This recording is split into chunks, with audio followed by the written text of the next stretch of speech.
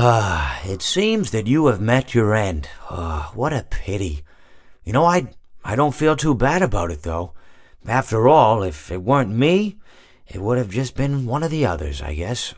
I'm honestly just glad to be out of those air ducts. It's not easy for a hippopotamus to fit up there, and not easy to get down either, and not as young as I used to be, as you can see.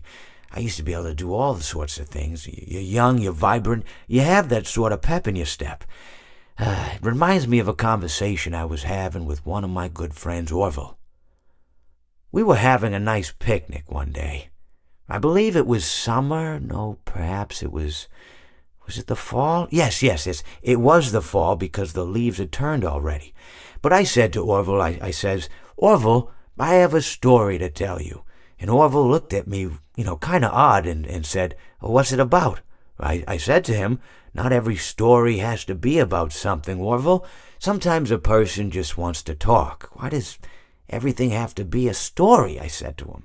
He just looked at me and he said, well, you said you had a story. And, he was quite right. I did, in fact. I told him I had a story. I suppose if a person just wants to talk, then it's best to not announce that you're telling a story.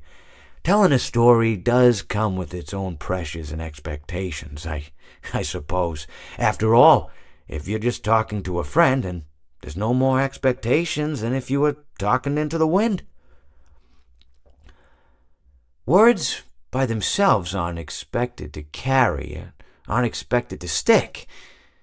But if you announce you're telling a story, well then, there'd better be a point to it all, No one wants to sit and listen to someone ramble on and on and on with absolutely no end in sight. So, it's good to be mindful that when you tell someone that you're about to tell a story, that you have something to say. Telling someone that you're going to tell them a story is tantamount to asking them to stop what they're doing and pay attention.